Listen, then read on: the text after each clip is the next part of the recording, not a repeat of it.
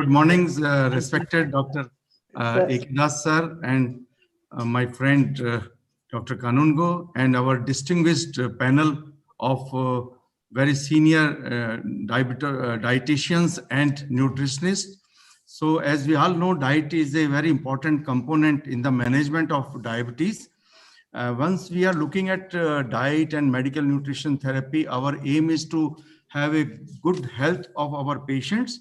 And because diabetes is associated with so many other, you can say, conditions like obesity, nephropathy, hyperlipidemia, hypertension. So our diet should also incorporate all those problems so that we can prevent the development or progression of our diabetic complications. And with that, we can say that nowadays we have so many new inputs coming into the field of nutrition, particularly in management of diabetes. And recently, we just few minutes back, we heard a beautiful interview. And before that, Dr. Sanjeevi has beautifully highlighted intermittent fasting. So diet is a very important, I should say, concept. Our anti-diabetic drugs are reducing HbA1c to a tune of 0.5 to 1% or so. But sometimes we see that dietary modification can reduce HbA1c from 1 to 2%. So we should not neglect dietary management in our diabetic patient. I will request my other chairperson to say a few words, and then we can ask questions to our panelists. Good afternoon, everybody. This is Dr. Lalatendu Mohanty from Bhubaneswar.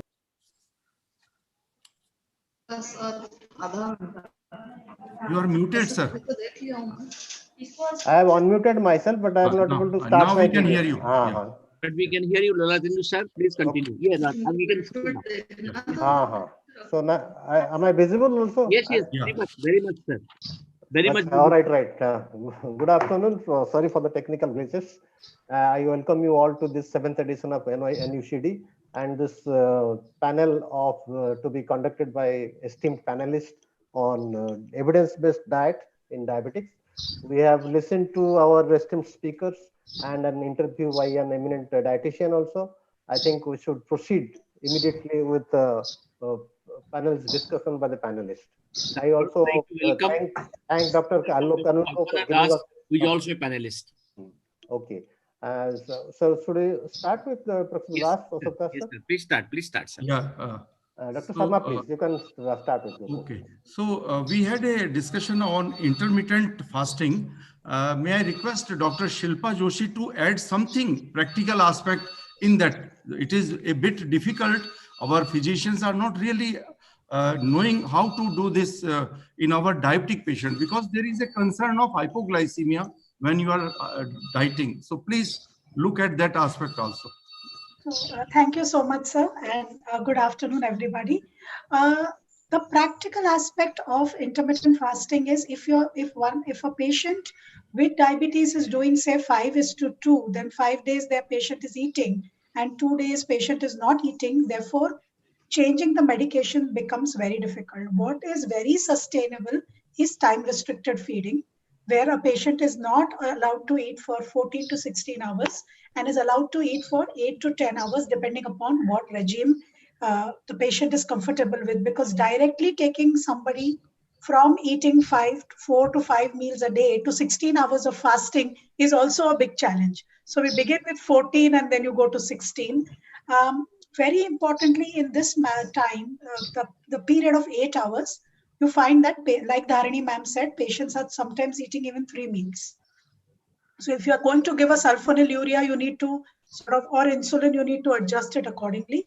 But typically, if somebody is eating 2 meals with a very small snack in between, it really works very well. So 2 meals and a snack, but very importantly, what needs to be understood is what is in patient's head. So a lot of people feel that if they are doing a time-restricted feeding, that is not eating for 16 hours, then in that 8 hours, they can eat what they want. So they can eat samosas and they can eat gulab jamun because 16 ghante we haven't eaten anything. So that is something which is very important that is going to work only if somebody goes on a well-planned, balanced diet. And balanced is a very important word which has to be put in those 8 hours. And it is not ad libitum eating where you are eating whatever comes in your way. So that's very important. 2 meals and a very small snack, maybe a cup of tea and coffee if somebody chooses to. And that's how you can do a time restricted feeding. Thank you, ma'am. Thank you. Thank you, Dr. thanks, ma'am. Mohante? Yes, yes. I have a question for Dr. Seris Salish, please, about ketogenic diet. In between, sometimes it became very popular, especially in social media, but suddenly it has gone out of the vogue. Can you please explain us something about what happened, why it became unpopular suddenly? If you see the kind of diet, in fact, if you look at the kind of diets Indians eat, the START study has clearly shown that, we eat more carbs, eat around 65% of calories coming from carbs. And suddenly telling them, no, you have to eat only 5% coming from carbs and the remaining 75% to 80% coming from fat. And if it is done unsupervised, one is that today, thanks to Google Baba and so much of information on social media, or people who've lost weight and suddenly becoming advocates of this kind of diet, people go on a binge of a lot of fat coming from saturated fat sources. So while they're taking care of their sugars, there is weight loss seen. But if you look at the lipid parameters, they may go haywire, especially when it is done unsupervised. In fact, the recent survey that was done, in which they tried to analyze the different kinds of diets, ketogenic diet was listed as the worst diet to do, and Mediterranean diet followed by the flexitarian diet and the DASH diet was the best diets to do. So one is that we have to select. So one is it has to be done under strict supervision of a nutritionist who's qualified, because then the kind of fat that you give everything, and also that very important is to do the baseline parameters, because certain people should not be put on a ketogenic diet. For example, if they have certain health conditions, if their uric acid levels are very high, if they have a history of renal stones, some kind, and especially if they're on insulin, like we have people who come to us who are on a ketogenic diet. They've not told their doctor, but they are on insulin. And in fact, some of them are even on alpha glucosidase inhibitors. And they're just taking it at any time. So definitely it has to be done supervised. Personally, I feel is that first try the balanced diet way, like Shilpa said, go balanced. If you're not able to achieve, then for a short period of time, if you want to do a ketogenic diet, then do it under strict supervision of your doctor and your dietitian for a short period of time, because we do not have long-term data in terms of how these diets are, going to be affecting you in the long run. Yes, thank you. So that means ketogenic diet we can still consider under supervision. And absolutely, we have a few centers in India. I know a few of my doctor friends who are doing it, and dietitian friends, but they're being very careful. They're selecting the candidate right. That kind of diet is not as, it's not a diet which has got a lot of saturated fat. There's a good balance. And they are definitely following up with this patient on a regular basis, and also for a short period of time. It cannot be done lifelong, because also we have to look at the body becomes extremely acidic. So there's leaching of calcium from bones. So there can be, in the future, risk of osteopenia, osteoporosis. So supplementation along with this diet becomes extremely important, which can be done only under strict medical supervision. Okay, thank you, sir. One of our panel member is a senior endocrinologist, Dr. Kalpana Das. So I can ask her a important question. Today, we are having so much noise about the remission of diabetes. So what is the role of diet in the remission of diabetes? Madam, you can unmute yourself. Dr. Kalpana, please unmute yourself. Sir. Yeah. Thank you, sir. Thank you so much. Thank you, Dr. Kanungo, and Lala is my friend. Lala Tindu, Dr. Lala Tindu, we are classmates. We are classmates. And hi, Shilpa and Cyril and Ritesh. So thank you, sir. So I'll be talking and I'll be telling you about the remission of diabetes. So it is basically the weight loss. So weight loss by doing any kind of exercise or diet control, so that will help in remission. So we can also have metabolic surgery. But here today morning, I heard the lecture of Dr. Sanjeevi that is regarding the intermittent fasting. It was a wonderful lecture. So it's basically, the epidemics of diabetes and obesity. That is, diabetes is rising and all we need is to become healthier. So intermittent fasting is basically a choice for a healthier lifestyle. And there was a wonderful documentary in the year 2012 by Michael Mosley. What he said and what he documented in that documentary: eat and fast and live longer. So that was the message in his documentary. That was 2012. And if you define this kind of fasting, it's a kind of eating pattern that is cycling between eating and then fasting. It doesn't matter what you eat, but what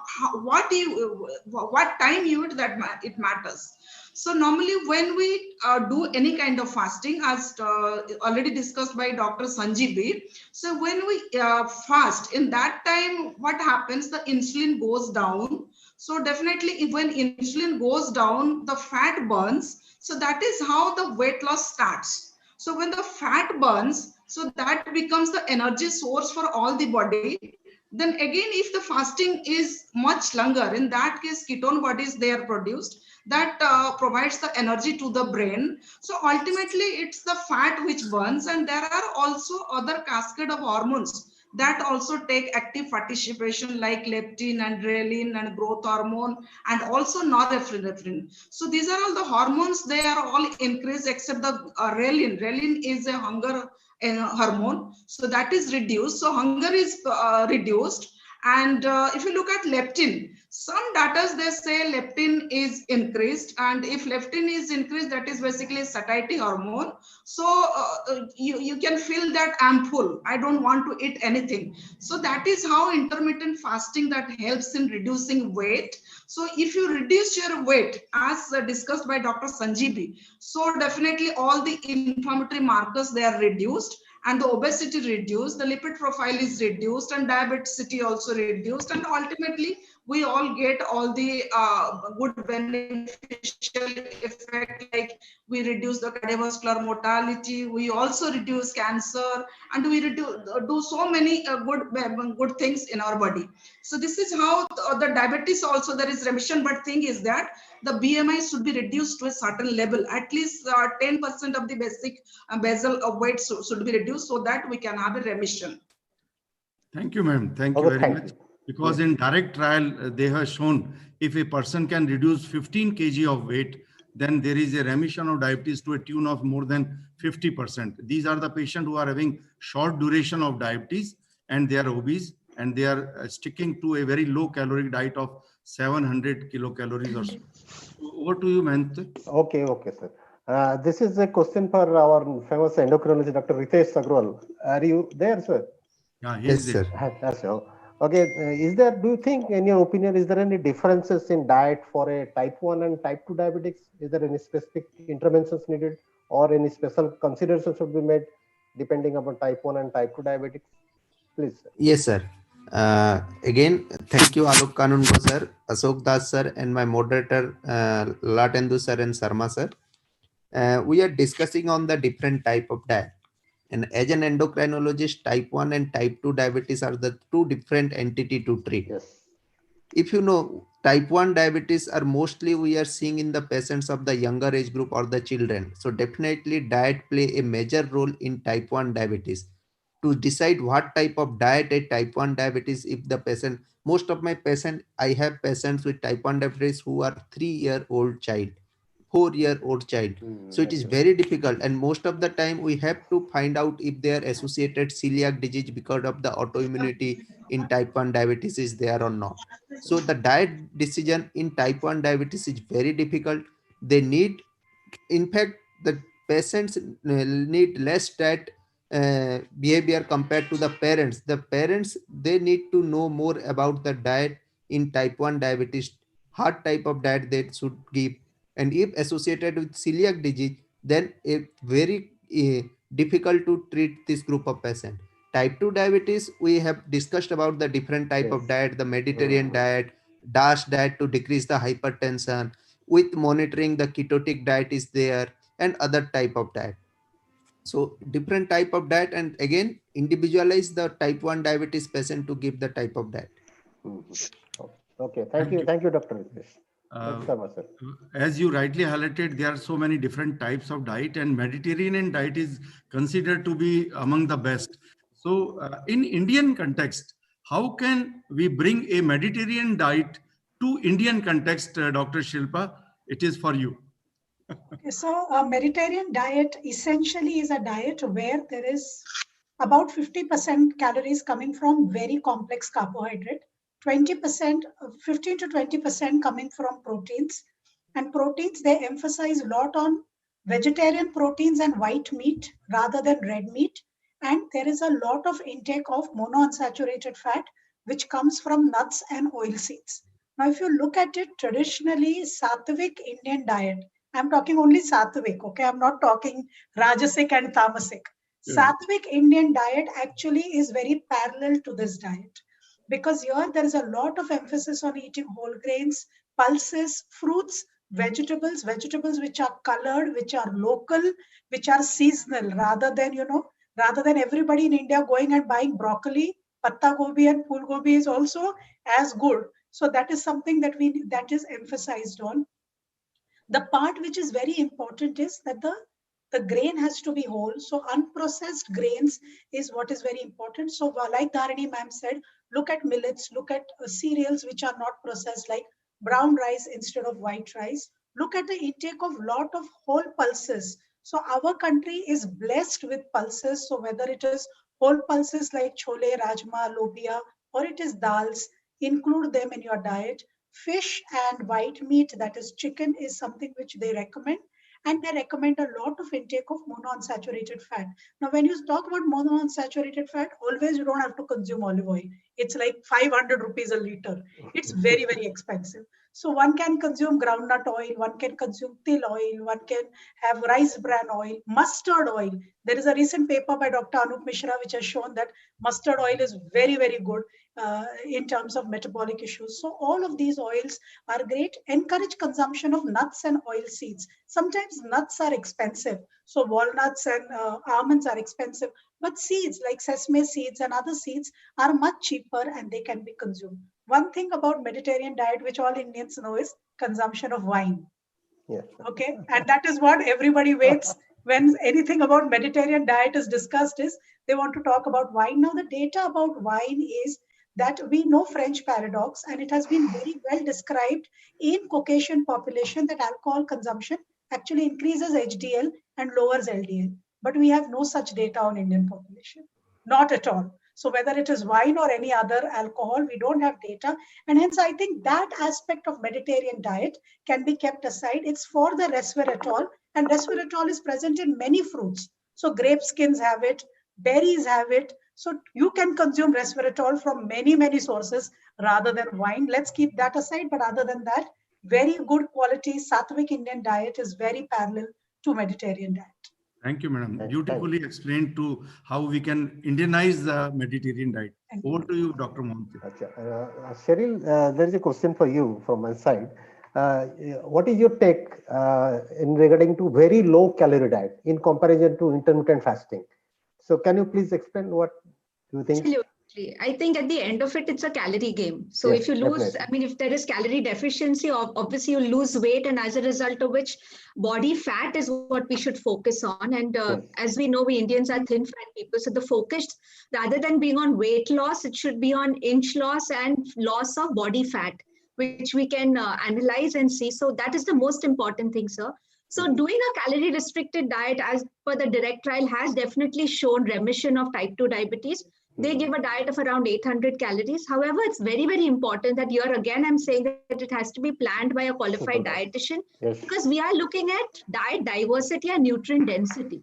So even though we are giving less calories, we have to ensure that we are giving all the essential macro as well as micronutrients. And I think in the COVID times, we've all realized and people have woken up to why it is important to eat a healthy diet, you know, and everybody is coming to us, asking us about it. So when we are giving a low calorie diet, because often we've seen, you know, diet plans where they're giving only watermelon the whole day, or having only moong soup the whole day, you know, something which is just a mono diet. And people do it, like the GM diet was very popular in the past, and today you have so many new diets. But at the end of it, what happens is there is a lot of micronutrient deficiency, as well as you're not getting your macros right. So therefore, in the long term, it's not going to be of any advantage to you. You may lose weight, but then the moment you go back to normal eating, you'll gain it all back and maybe more.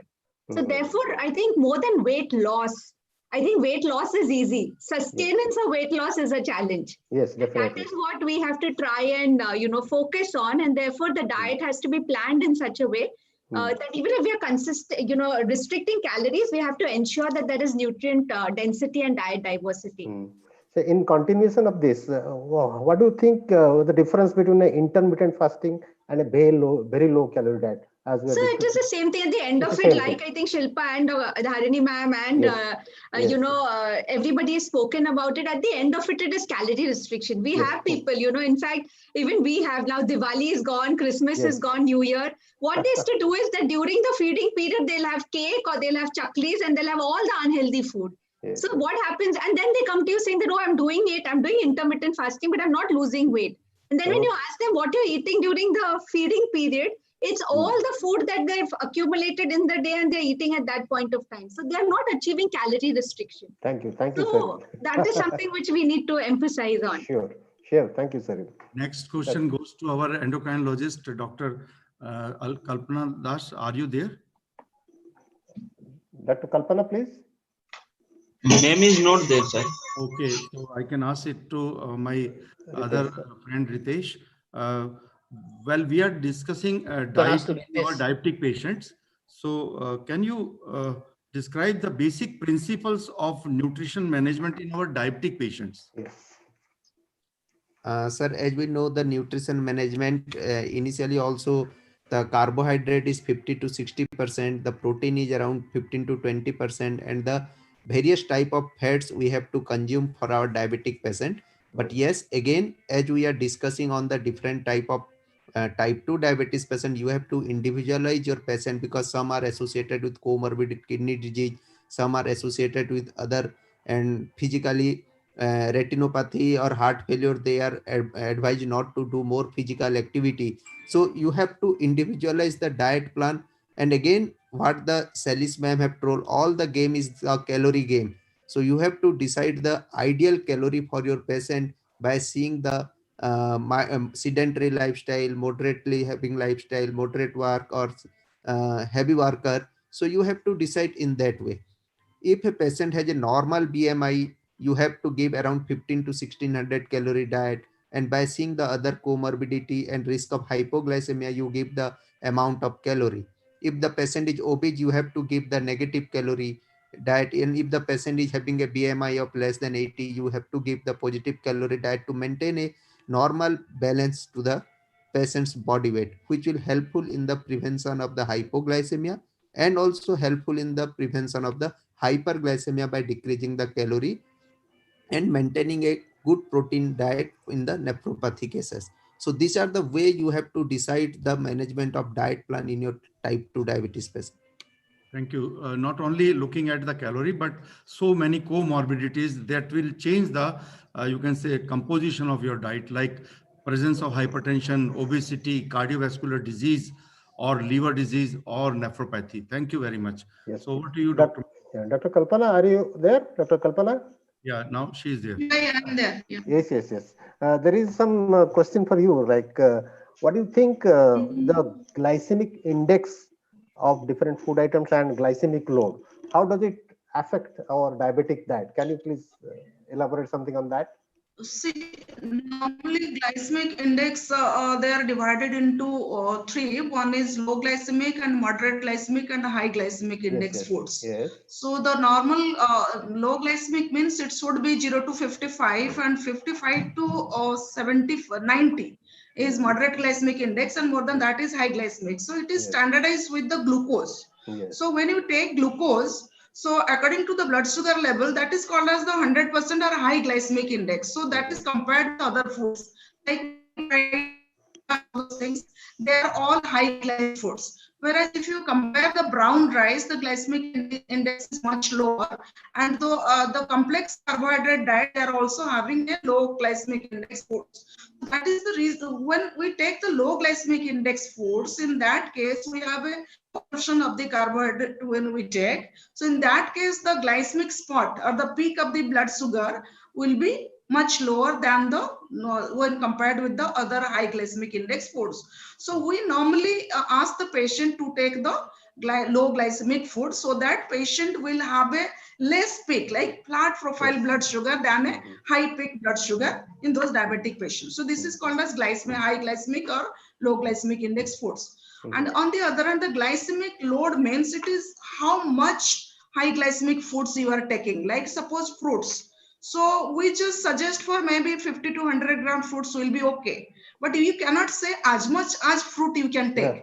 So if you take higher amount of the fruit, that is fruit is a high glycemic fruit index food, but not all fruits. Like watermelon, that is probably is not a high glycemic index food. So you cannot still you cannot ask the patient to take as much as you can take. Because if the glycemic load is higher, then you will have a high blood sugar level and the peak will be higher and you will not have a flat blood sugar profile. So this is the difference between glycemic load. This is the amount glycemic load and glycemic indexes. It's a comparison with the glucose, direct simple glucose. I think Silpa and Salis, they can explain in a very much better way. This is just a clinical point, clinician point of view. I just explained. That means we have to consider both the glycemic index and glycemic load. Both to be considered while prescribing a diet for diabetes. Thank you, Kalpana. Thank you. Dr. Sharma, we have 8 minutes to go. Yeah, we can finish it. Okay. Important questions to our dietitians there. Dr. Shilpa, what is your idea about trans fat? We talk too much about trans fats. So please explain to our audience what is this trans fats and how they are bad for our diabetic patients. So trans fats are hydrogenated fats, fats which are hydrogenated. So generally a polyunsaturated or a monounsaturated fat is taken and hydrogen atoms are introduced across the double bond to make it into a single bond. And therefore the appearance of fat is solid at room temperature, which gives it a feel like a saturated fat. Now the problem is because trans fats are bad because they are implicated in atherogenesis. They are one kind of fat where there is 100% data to show that they are bad. There is no two ways about it. There is two ways about many other fats, including saturated fat, but about trans fat, there is, because it actually changes the structure of the cell membrane where it gets incorporated and it hardens the cell membrane. So cell loses fluidity. So therefore products containing trans fat should be avoided. Now, typically trans fat is available in hydrogenated oil. But if you talk to patients, they will say, "Hum kabhi vanaspati dalda kharidte nahi hai." So nobody's buying them. But lot of bakery products, lot of ready-to-eat namkeens, and lot of mithais are actually made in trans fat. And that is what we need to be careful about. Also, a lot of heating, overheating of fats can also lead to formation of trans fat right in your house, right in your kadai, using your own oil. So try to avoid increasing use of heated oils or overheated oils. I think that is something that one needs to be careful. Repeatedly using the same oil again and again is thank you. Beautifully explained. Cheryl, there is a question like, what do you think, what to suggest to a patient with diabetic nephropathy? How to modify his diet in type 2 diabetic and diabetic nephropathy? So one is definitely we will look at the biochemical parameters. So we will look at the creatinine and all. And again, we will, I would say one is we will try and we'll take a proper diet recall to see what is the patient consuming. Because we often say that, you know, there's a blanket advice saying that give a low protein diet. But if you look at our Indian population, we anyways eat a very low protein diet. The challenge is always protein. And then going very, very low protein is not something that we would recommend. So one is we would definitely look at what is the consumption of the person and then review the protein and then we will plan about 20 minutes and then we'll start correctly at 1:30. Number 2 I think Dr. Das has to mute himself. Respected Dr. Das, sir, you are he's muted himself. He's muted. Yeah. So sir, that is the thing, because typically we've seen there's a blanket advice, whether it is, you know, whether the creatinine levels are high or even uric acid.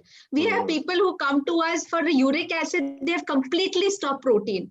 And we know that when it comes to uric acid, it is not only the protein, there are so many other factors. There's alcohol, there's a very high, you know, fructose, especially high fructose corn syrup, the kind of refined foods that you're having, dehydration. There are so many factors that can result in high uric acid levels. So this is where, you know, proper history taking with evaluation of biochemical parameters and then careful planning of the diet becomes extremely important. Yes, thank you. That means it's important that we need to have a dietary history of the patient Absolutely, before sir. prescribing Absolutely. what With he is our actually Indian taking. population, yes, Yes, because yes. most of the guidelines that we follow are from the Western data. Yes, But what exactly. happens is abroad, they eat a lot of protein. So their protein consumption is high. And if we are just going to put, practice that, then it is not really suitable for our Indian population. And therefore, like even Dharini ma'am said, it's not a one size fits all. Right. And therefore, a customized diet will be important. Yes. Okay, thank you. That's Sarma, please. Dash, in short, because now we have very limited time. So in short, can you explain the role of micronutrients, minerals, and vitamins in the diet for a diabetic patient? Sir, me? Yeah, yourself. Yeah, please. Although the diabetes care and ADA guidelines, they don't say you have to supplement with this, but normally because we restrict our diets, so in that case, we would be requiring the micronutrients and vitamins, but I won't ask for the supplementation in the form of tablets or some formulation. Rather, I would ask the patient to take in the form of the foods like fruits and the Mediterranean diet and the pulses, wherever the micronutrients are higher. But no data they have said that supplementing with the formulations of is going to add any beneficial effect in diabetes patients. Thank you, ma'am. Okay, and Dr. Ritesh, what do you think we should advise a patient with diabetes, hypertension, and dyslipidemia regarding his dietary approach? Can you please elaborate something on that? Dr. Ritesh, please. In type 2 diabetes or diabetes with dyslipidemia, if we mostly control the diabetes, we are almost achieve 50% of our part of controlling dyslipidemia. And most of the patient after controlling the diabetes, they are able to maintain a normal blood pressure. But in terms of diet, we have DASH diet. Dietary advice to stop hypertension, where maximum amount of the fruits, vegetables, and with low sodium we can use. And for dyslipidemia diet, we have discussed a lot about the different type of fat we have to advise to our patient totally to avoid the trans fat and saturated fat and more focus on the mono and polyunsaturated fat. So these are the type of diet we should prescribe to our patient to prevent dyslipidemia and hypertension. Yes. Thank you, Dr. Ritesh. There is a question for you. Diabetes specific formulations. Now, so many formulas are diabetic formulas are available in market. So, your thought about it? Is it for me? Yeah. So there are formulas available for a couple of things. There are meal replacements which are available, which are given in lieu of meal. So we were all referring to direct trial, and in direct trial, all the meals were given in form of meal replacement. So that is one kind of formulation. Other kind of formulation are supplemental. So therefore, if you are not able to meet protein requirements, say in diabetes patient or in patients, or you want to have a low protein diet in case of kidney patients, or any specific requirement to have such formulations. Both formulations are good, but they are not substitute to normal diet. So one needs to eat a balanced diet, but despite of having a balanced diet, if there is a deficit, they can be prescribed, but please get it prescribed from a qualified dietitian, because then you will know where to give it, because people, we see that they go out to chemist shop and buy these off shelf and use it the way they like. So I think better than that is to understand first, take a dietary recall, understand where is the lacunae, and if it cannot be fulfilled by a normal diet, then one needs to prescribe it. Great. Thank you. Cyril, there are some special circumstances like a pregnant lady or lactating mother with diabetes. What is your take regarding diet in these cases? It's a very interesting question, because in pregnancy, as we say, it is a stress to the beta cells. Yes. So, and typically in a pregnant person with diabetes, gestational diabetes, it is the postprandial blood glucose, which is a challenge. And usually it is your post-breakfast, but it could be even post-lunch and post-dinner. So therefore, doing a CGM and doing frequent monitoring becomes very important in these patients. So here we would split the meals in terms of split the carbs. And definitely we would look at what is the post-meal blood glucose level. And try and give good quality carbs along with fiber and protein. I think these are very, very important things. And today, even if you look at the new NIN guidelines, they've recommended around 20 grams of fiber per 1,000 calories. So fiber is very, very important, because it helps to blunt the glycemic response. So the diet plan will have to be planned in such a way where we're not putting a lot of carbohydrate load at one time. So definitely looking at glycemic index and glycemic load. And we will split the meals. The first meal is typically very, very low or no carb. And then the second meal is where we give the carbs, and we would do the postprandial blood glucose levels. Most patients could be controlled on diet alone. And if not on diet, then they are put on to insulin. Hello. They Hello. given adequate amount of calories and nutrients. Yes, Dr. Kanungo. Yes, Dr. Kanungo is I have successfully converted my best friend, Dr. Sharma, into an expert in diet. It is very easy to ask questions. Yes, It is not difficult to answers. So I want to thank all the panelists, Dr. Sharma, Dr. Lalatendu, and great minds like Kalpana, Silpa, Cyril, and our youngest endocrinology, Dr. Ritesh, for this wonderful discussion. It is all of us know that it is very, very difficult to satisfy a hungry man who is a diabetic with a minimum diet. Yes. So it is a big challenge for all of us. And we have to, it is ever developing and progressing. New method is coming, new diet is coming. So next time we'll give double the time for this, for all of you to discuss. Thank you very much. And we close this session now. Thank you. Dr. Sharma, Thank you few so lines. much. Dr. Sharma, few lines, please. All our panelists have given beautiful answers to some of the very difficult questions, I should say. And they have explained very nicely about whether it is trans fat or intermittent fasting or role of fiber and ketogenic diet. Thank you very much. Thank you. Thank you, everybody. Thank you. Thank you, Lola. Thank you, Thank you, sir. sir. Thank you, Thank you, everyone. Kalpana. Bye. Thank you, Have a Cyril. good Thank you. weekend. Bye, Bye. Silpa.